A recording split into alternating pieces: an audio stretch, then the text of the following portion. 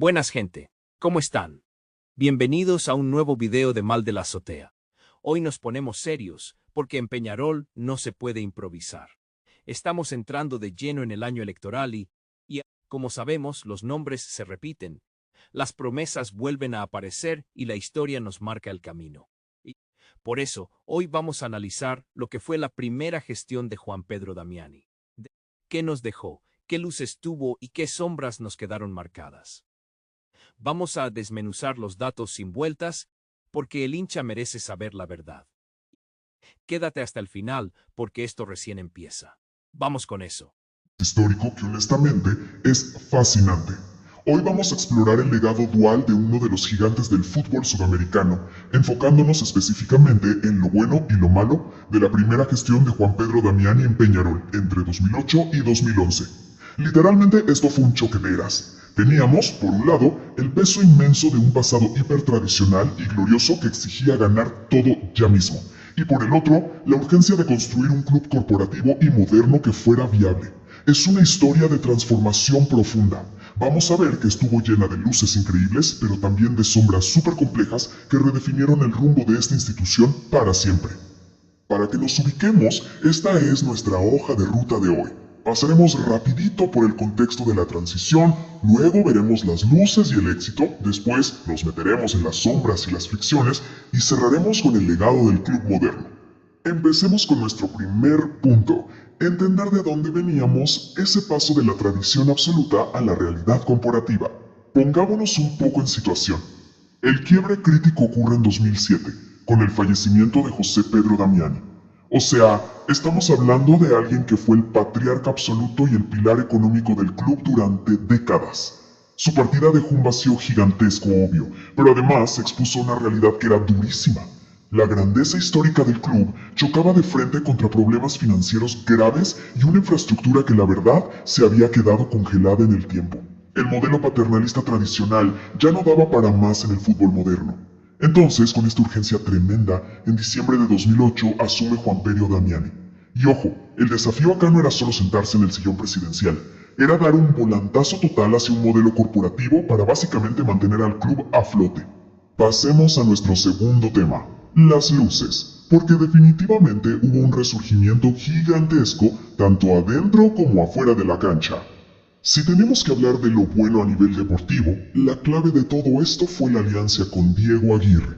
Venían de años bastante complicados, con una sequía de títulos locales que era una mochila pesadísima para todo el mundo. Entonces, la directiva hizo una apuesta fortísima.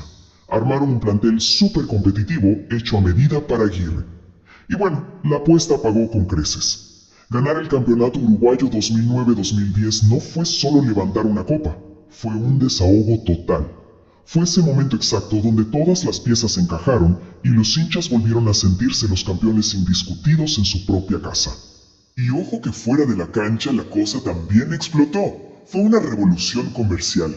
Empezaron a tratar al club no solo como algo del fin de semana, sino como una marca global. Hablamos de gestión profesionalizada de verdad, campañas para sumar socios de forma masiva y récords de venta en indumentaria. Pero me atrevería a decir que el logro más grande fue cómo lograron destrabar barreras políticas que llevaban años bloqueadas. Fue un trabajo súper silencioso que terminó sentando las bases para algo que parecía imposible, el Estadio Campeón del Siglo. Una obra que marcaría un antes y un después. Pero bueno, toda gran transformación tiene sus dolores de crecimiento. Así que pasamos a la sección 3 para analizar de forma objetiva las sombras y fricciones de este periodo. Y acá es donde el fútbol te demuestra que es una locura total, una ironía gigante. Por un lado tenés esta campaña absolutamente épica que los llevó a la final de la Copa Libertadores en 2011. Fue una locura internacional, paralizaron al país y devolvieron al equipo a lo más alto del continente. Un logro titánico. Pero por otro lado, y aquí está la paradoja, en el plano local, los resultados en los clásicos eran súper irregulares. El mismo equipo que le pasaba por encima a gigantes en Brasil o Argentina, de repente sufrió un montón para ganar el fin de semana contra su tradicional rival en casa. Increíble, ¿no? Ahora, ¿por qué pasaba esto? En gran parte, por la tensión económica. Imagínense que estaban haciendo malabares todos los días. El objetivo número uno siempre era apuntar alto, traer jugadores de jerarquía internacional.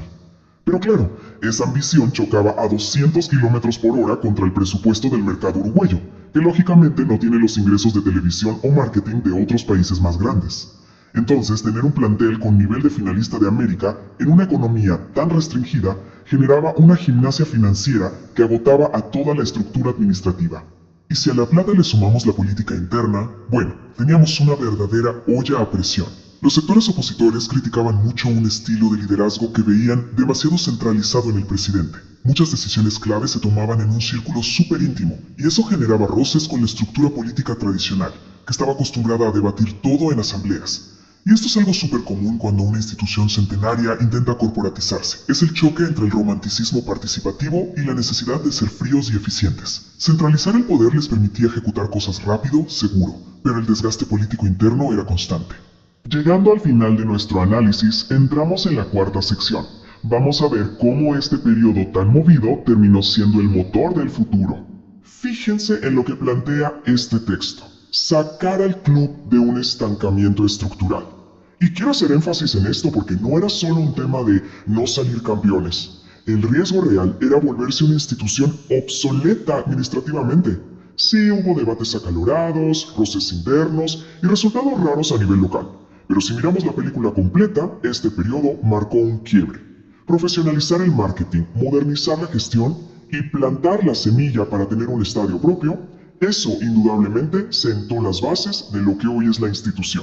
Así que, después de ver tanto lo bueno como lo malo, les dejo esta pregunta que es casi filosófica. ¿Se puede verdaderamente dar un salto tan gigante hacia la modernidad sin lastimar un poquito el alma tradicional de un club? Modernizar la pasión nunca es prolijo, rara vez es blanco o negro. Este periodo entre 2008 y 2011 fue como un puente, ruidoso, lleno de fricciones, quizás imperfecto, pero absolutamente necesario para cruzar hacia el futuro. Ha sido un repaso fascinante de la historia del deporte. Nos vemos en el próximo análisis.